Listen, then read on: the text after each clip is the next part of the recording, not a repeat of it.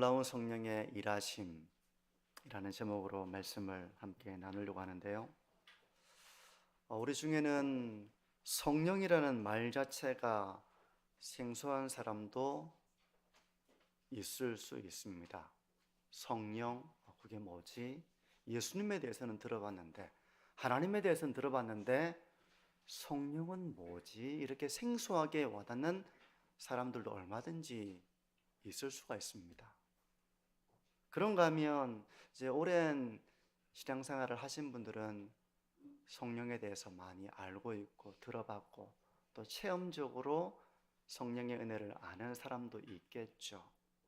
하지만 성령이 어떤 분인지에 대해서 한번 나누어 보자라고 한다면 어떻게 이걸 이야기해야 될까? 우리가 좀 난감할 수도 있을 것입니다. 그래서 오늘 말씀을 통해서 성령께서는 어떤 일을 하시는 분인지 이걸 좀 돌아보고요. 우리가 이걸 기도 제목으로 삼아서 우리 교회에 이런 성령의 일하심이 풍성해졌으면 좋겠다. 이런 기도 제목을 함께 품는 시간이 되었으면 좋겠습니다.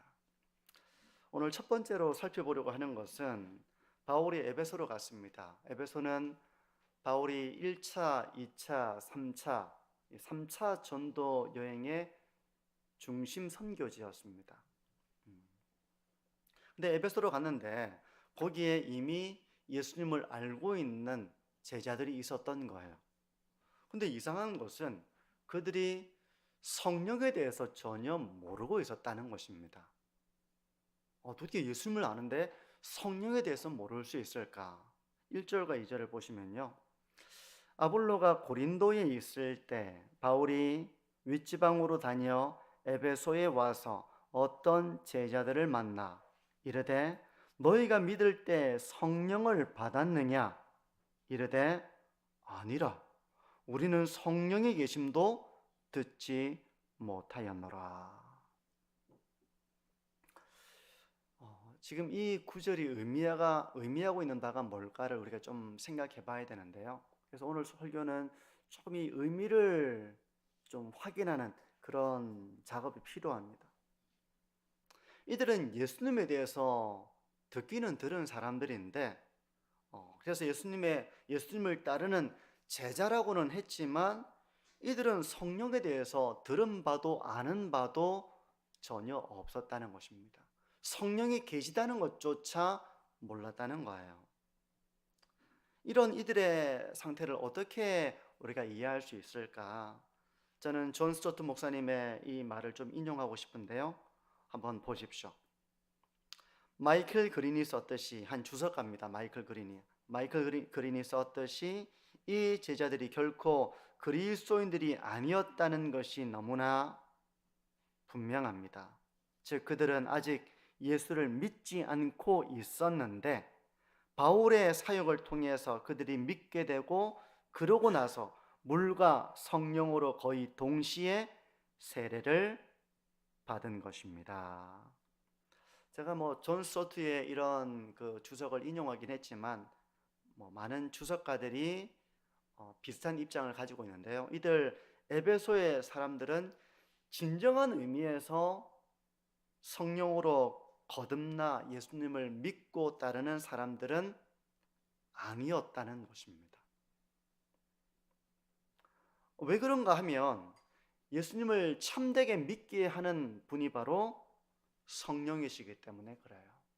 그러니까 성령께서 예수님이 하나님의 아들이심을 주님이심을 믿게 하시는데 이들은 성령에 대해서 전혀 아는 바가 또 성령에 대해서 체험한 바가 전혀 없었다는 것입니다.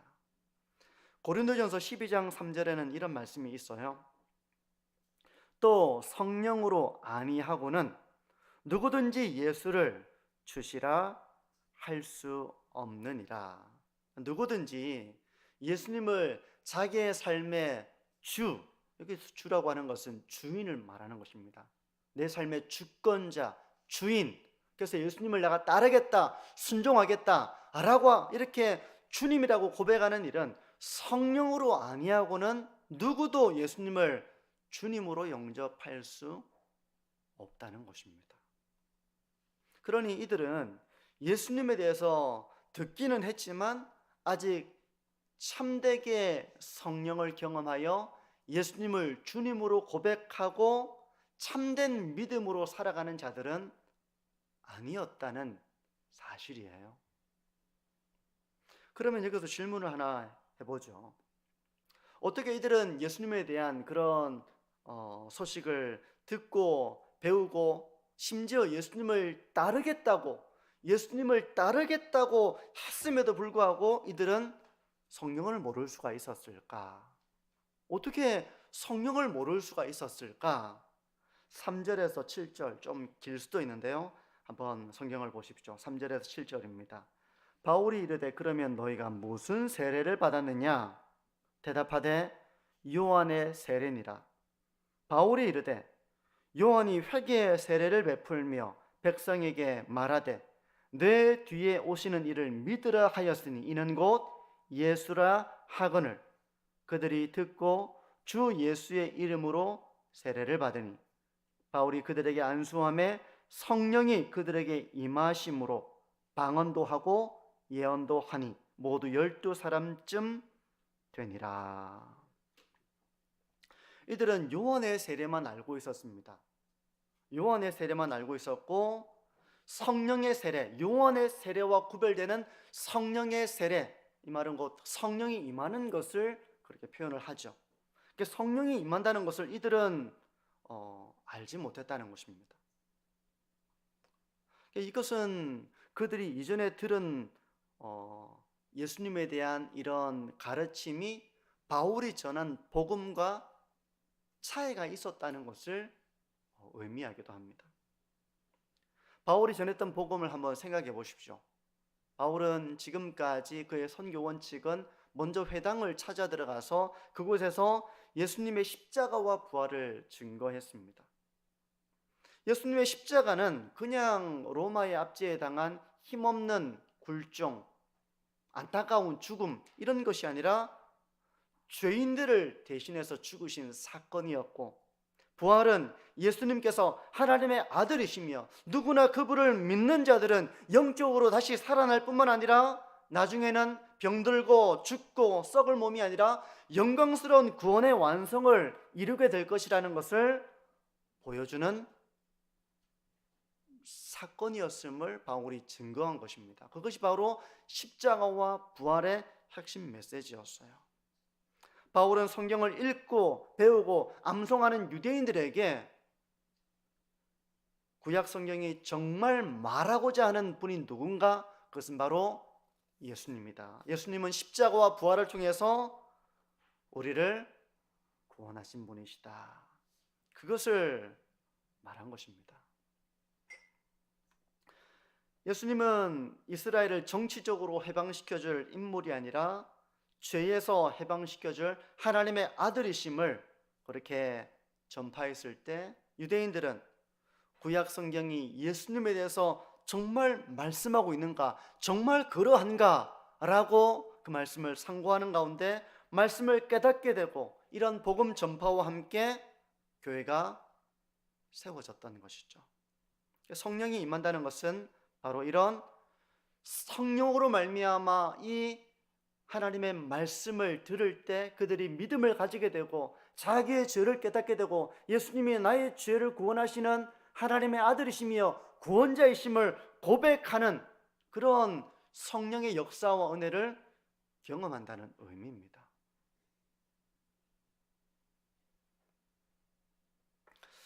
오늘 이 말씀을 통해서 제가 좀 한 가지 여기서 좀 묵상을 해보기를 원하는 것은 이 에베소에 있는 사람들은 예수님에 대해서 알기는 합니다. 하지만 그 예수 그리스도의 복음을 통해서 성령을 경험하지는 못한 사람들이었어요. 근데 저는 이런 일들이 오늘날에도 비슷하게 일어날 수 있다고 생각합니다. 그리고 일어나고도 있을 거예요. 자유주의 기독교도 예수님에 대해서 가르칩니다. 그러니까 성경에 대해서 가르친다고 다 복음을 가르치는 것은 아닙니다. 이단도 있지만 자유주의 신학이라고 하여서 이미 19세기 또 이 근대를 넘어서면서 기독교는 변화를 맞이하게 됩니다. 세상 사람들이 조롱하는 기독교, 세상 사람들이 참 이렇게 우습게 보는 그런 기독교에서 기독교를 나름대로 그들의 수준에서 이해할 수 있도록 아주 교양 있게 기독교를 말하려고 하는 이런 움직임 속에서 기독교는 전통적인 성경의 가르침들을 거의 가위로 오려서 버리고 맙니다. 그렇게 하면 이제 그 궁극에 가서는 예수님은 더 이상 우리의 죄를 대신해서 십자가를 지시고 하나님의 아들이시고 부활을 통해서 하나님의 아들이심을 나타내시고 한 이런 모든 기독교의 가르침들은 그냥 미신과 같은 신화와 같은 이런 일들로 전락하고, 대신에 자유주의 기독교에서 가르치는 예수님은 믿음의 대상이 아니에요. 믿음의 대상이 아니라 인류가 본받아야 할 참된 스승이다. 그렇게 가르치는 것이죠. 이런 예수님에 대해서 말하고 가르치는 신학자와 목사들에 의해서 이런 예수님에 대해서 그 가르침을 전해들은 사람들은 예수님을 내가 따라가겠다, 나도 예수님처럼 그런 인류애를 따라서 살겠다, 나도 희생하며 사랑으로 누군가를 위해서 헌신하겠다, 그런 정도의 본받음의 길을 걸어갈 수 있을지는 몰라도, 그런 걸 결단할 수 있을지는 몰라도 나를 죄 가운데 구원하시는 그런 믿음의 대상으로서 예수님을 바라볼 수는 없는 거예요. 그런가 하면 예수 그리스도의 복음에 대해서 정확하게 가르치는 일은 참 중요합니다. 안 그러면 에베소 사람처럼 성령을 경험하지 못하고 그냥 예수님을 따르겠다고는 하지만 참되게 예수님을 주님으로 고백하는 이런 성령의 역사 없이 그냥 교회를 다닐 수도 있기 때문에 그래요.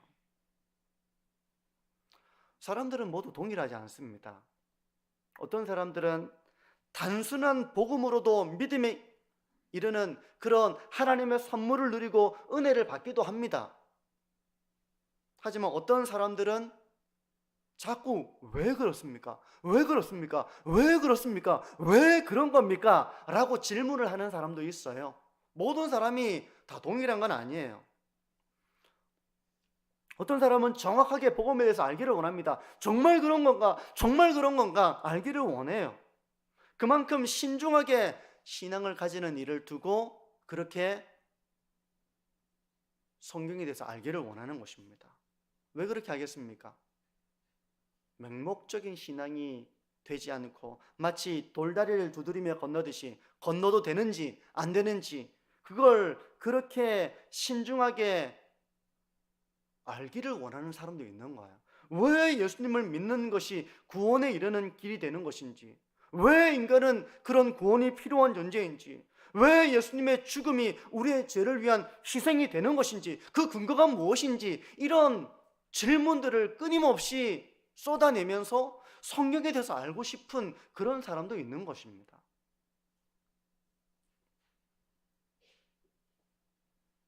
또한 교회는 다니고 있지만 아직 성령이 임한다는 것이 무엇인지 모른 채 신앙생활을 하는 사람도 존재할 수 있죠. 저도 그런 사람 중에 한 사람이었고요. 모태신앙으로 제가 이런 저의 죄를 고백하고 예수님을 영접하고 예수님을 내 삶의 주인으로 주권자로 모시게 된 것은 제가 중학교 3학년 때라는 것을 제가 나눈 적이 있잖아요. 얼마든지 성령의 임하심을 알지 못한 채로 교회를 다닐 수도 있는 것입니다. 신을 부정하는 사람이 있습니다. 신이 없다고 주장하는 그런 무신론자가 있습니다. 그런 무신론 과학자가 있습니다. 그런데 이 사람이 어느 날 예수님을 믿고 기독교인이 된 거예요. 이거 어떻게 설명하실 겁니까? 우리가 이걸 어떻게 이해할 수 있을까요? 자신에게 전도하는 사람을 전도하지 말라고 막 모욕하고 절대로 교회 안 나갈 것 같이 보이던 사람이 어느 날 교회에 와서 교회 직분을 받고 충성되게 교회를 섬기는 그런 사람들이 얼마나 많습니까? 그런 사람들 어떻게 이해할 겁니까? 그건 바로 복음의 말씀을 들을 때 예수님을 주님으로 고백하게 하시는 성령의 은혜를 경험하지 않고서는 그렇게 될 수가 없는 거예요. 누구든지 성령으로 아니하고는 예수를 주시라 할 수 없느니라 라는 말씀처럼 성령의 은혜를 경험하게 될 때 사람은 자기의 지식과 자기의 그런 가치관과 이런 것들을 모두 내려놓고 겸손하게 꿇어 엎드리게 되는 것입니다. 그게 바로 믿음이고 그 믿음은 하나님의 선물이에요. 종교를 부정하던 사람이 어렵게 교회에 발을 들여놓았을 때 그들이 진지하게 신앙의 길을 걸어갈 수 있도록 우리가 해야 될 일은 뭐겠습니까? 그건 바로 복음을 하나하나 가르치는 일입니다.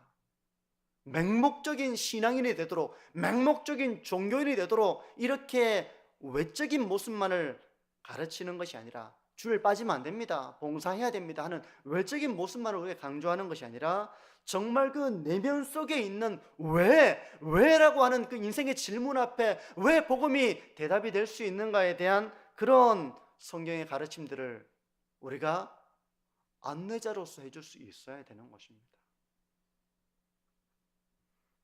그리고 그와 함께 우리가 그들의 신앙에 걸림돌이 되지 않으려는 그런 노력도 필요해요.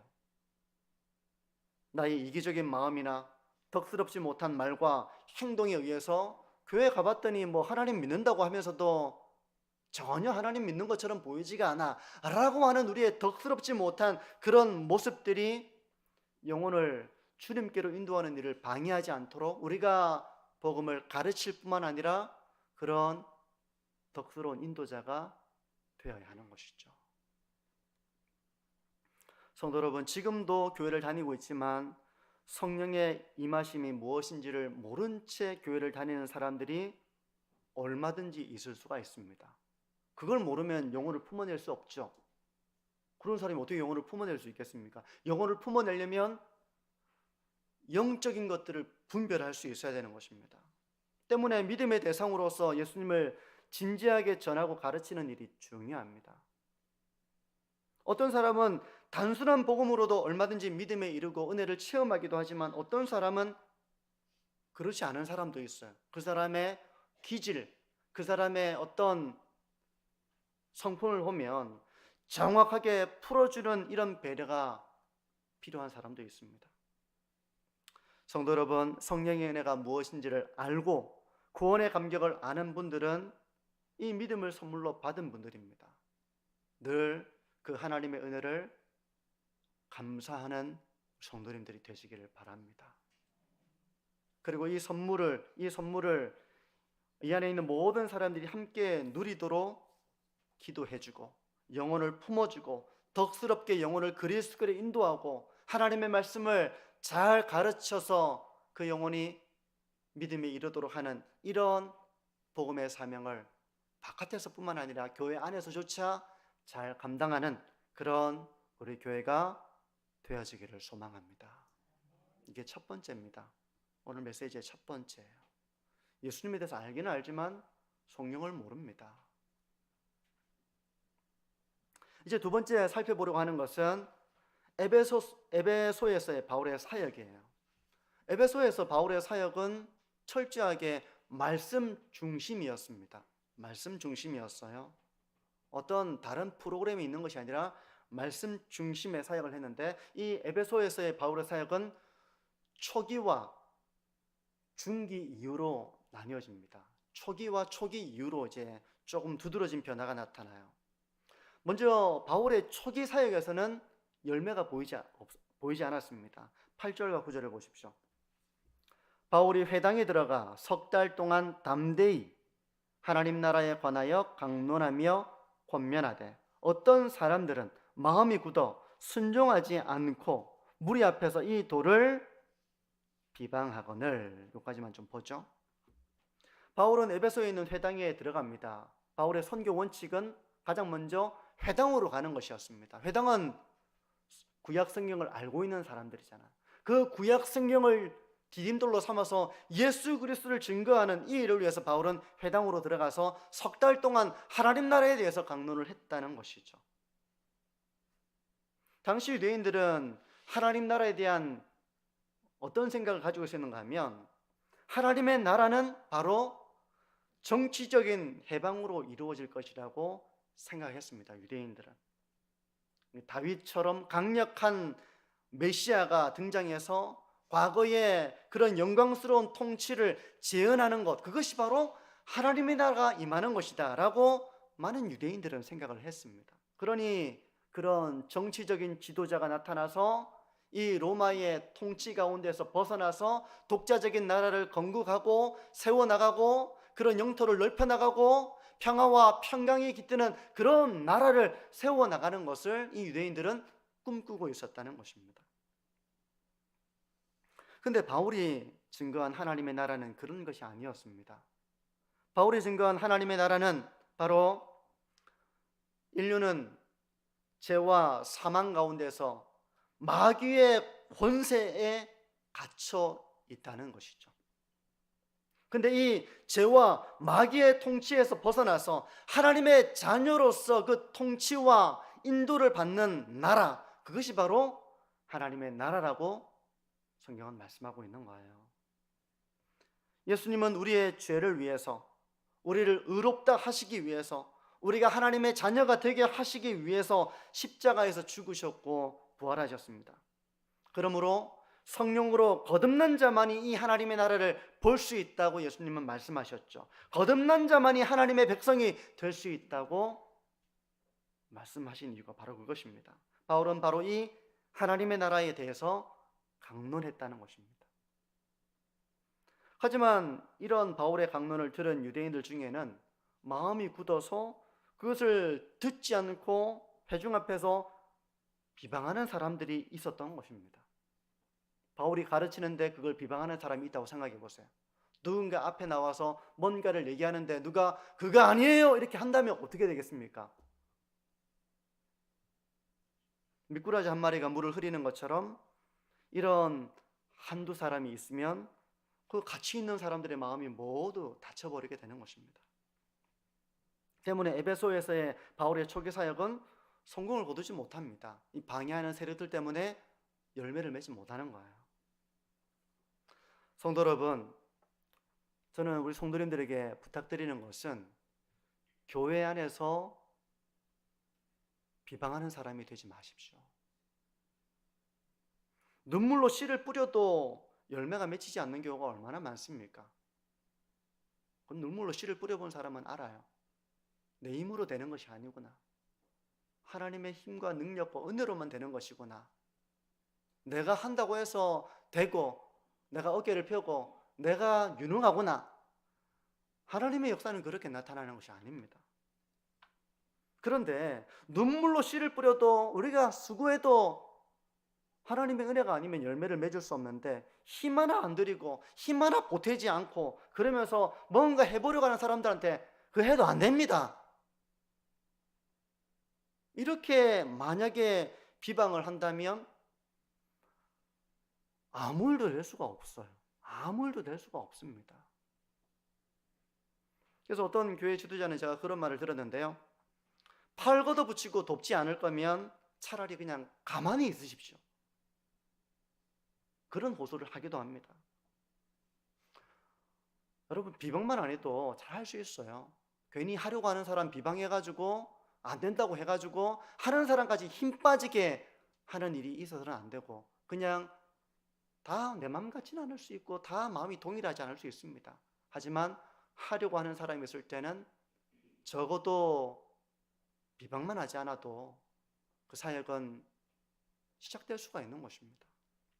그래서 바울이 이런 사람들을 떠나서 두란노 서원이라는 곳에서 따로 이제 강론을 이어나가요. 9절 중반절부터 10절까지를 보시면요. 바울이 그들을 떠나 비방하는 사람들을 떠난 것이죠. 제자들을 따로 세우고 두란노 서원에서 날마다 강론하니라. 2해 동안 이같이 하니 아시아에 사는 자는 유대인이나 헬라인이나 다 주의 말씀을 듣더라. 여러분 정원을 갖고 보신 분들은 알겠지만 저희도 이제 주기적으로 잡초를 뽑아주거든요. 저희 이제 마당에 잡초를 제거해주면 식물이 잘 자라는 것처럼 비방하는 사람들을 떠나 제자들을 따로 세우고 강론했을 때 그곳에는 이제 말씀과 함께 성령의 역사가 나타나게 되는 것이죠. 그것은 바로 주의 말씀을 듣고 믿음에 이르는 것입니다.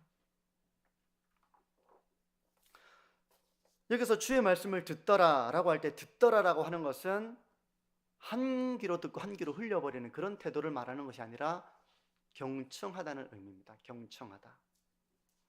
이것은 지난주 말씀드린 것처럼 겸손한 태도로 뭔가를 배우려고 하는 그 태도를 말하는 거예요. 겸손한 태도로 배우려고 하는, 들으려고 하는 그런 태도를 말하는 것입니다. 그러니까 뭘 말하려고 하나 이렇게 관망을 한다거나 뭔가 그 말의 실수를 찾아내서 약점을 파고들려고 한다거나 이런 것이 아니라 순수하게 그 무엇을 말하려고 하는 것인지를 내가 한번 들어보겠다, 배워보겠다 라고 하는 이런 겸손한 태도가 경청하는 것입니다. 근데 신앙의 삶 가운데서 이런 경청이 얼마나 중요합니까? 믿음이라고 하는 것은 하나님의 선물이지만 믿음은 들음에서 생겨나는 것입니다. 로마서 10장 17절에 믿음은 들음에서 나며 들음은 그리스도의 말씀으로 말미암았느니라 라는 말씀처럼 믿음은 들음에서 나는 것입니다. 그러니까 듣는 태도가 얼마나 중요합니까? 듣는 태도가 중요해요. 여러분, 믿음은 하나님의 말씀을 들음으로 생기는 것입니다.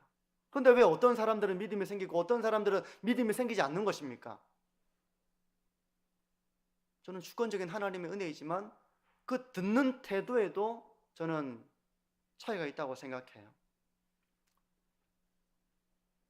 교회는 하나님의 말씀을 겸손한 태도로 사모하는 마음으로 들음으로 든든하게 세워집니다. 그래서 제가 분위기 좋은 교회 있잖아요. 분위기가 좋은 교회. 그런 교회를 가보면 하나님의 말씀을 듣는 태도가 달라요. 다릅니다. 그 말씀을 들을 때 사모함으로 듣습니다. 저는 우리 교회가 이제 그런 교회라고 생각을 합니다. 근데 분위기가 안 좋은 교회를 가보면 그 듣는 태도가 다릅니다. 이렇게 듣습니다. 이렇게 듣고 다리를 꼬고 이렇게 듣고요. 어떤 사람들은 딴 곳에 한눈을 팔고 심지어 휴대폰을 보기도 하고 뭐 졸기도 하고 제대로 듣지 않아요.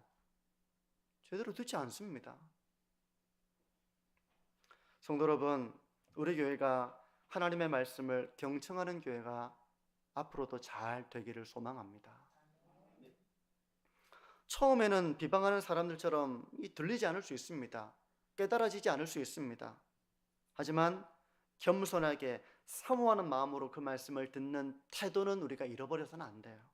그렇게 들을 때 성령의 일하심을 통해서 믿음이 생기는 것입니다. 복음의 감격을 경험하는 교회가 되는 것입니다. 그래서 저는 이런 회심의 역사뿐만 아니라 하나님의 말씀을 들을 때 삶이 변화되어져서 예수님을 알게 되고 믿음으로 고백하게 되고 내 삶의 주권자로 모시게 되고 이런 회심의 역사뿐만 아니라 회심한 자들이 계속해서 하나님의 말씀을 통해서 영혼의 양식으로 삼고 영적으로 성장해가는 교회가 되기를 바랍니다. 영적인 성장, 그 열매를 경험하는 교회가 되기를 바랍니다.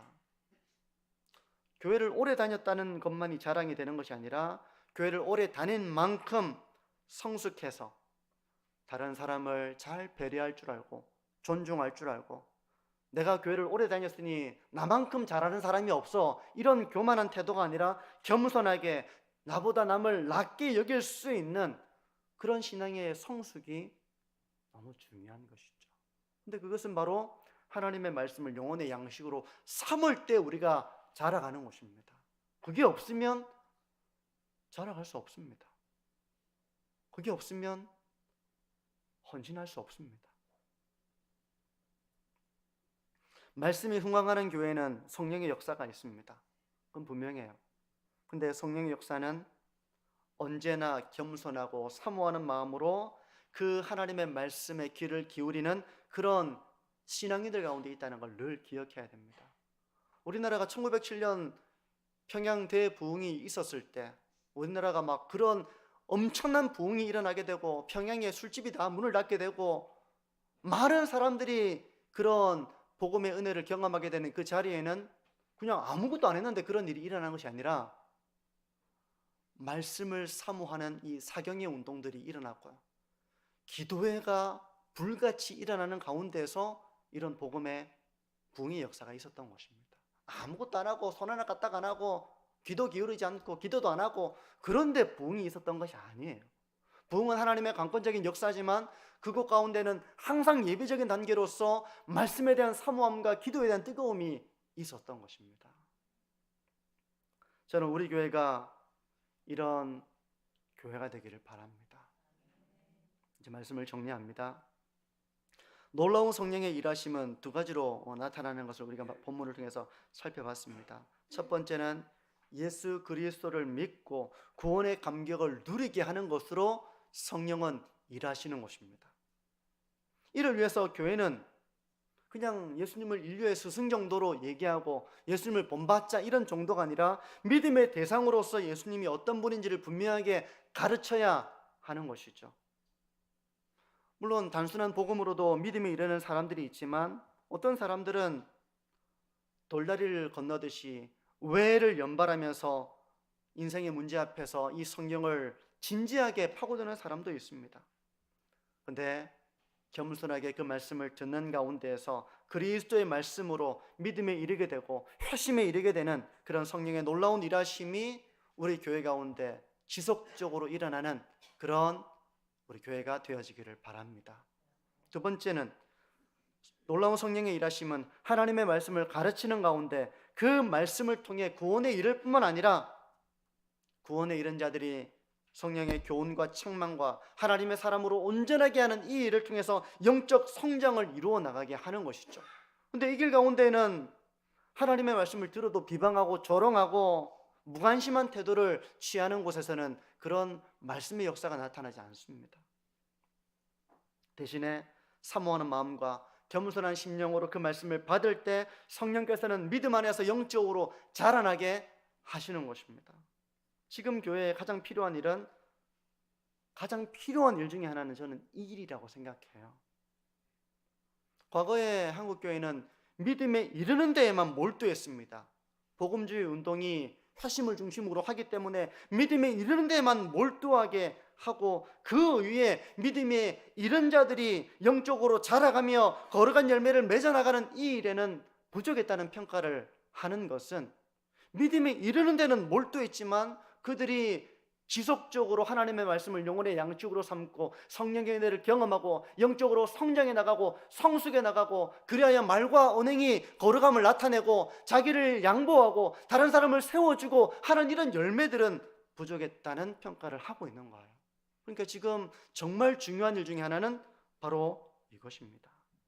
구원에 이른 자들이, 회심에 이른 자들이 지속적으로 하나님의 말씀을 영혼의 양식으로 삼으며 영적인 성장을 이루어 나가는 것입니다.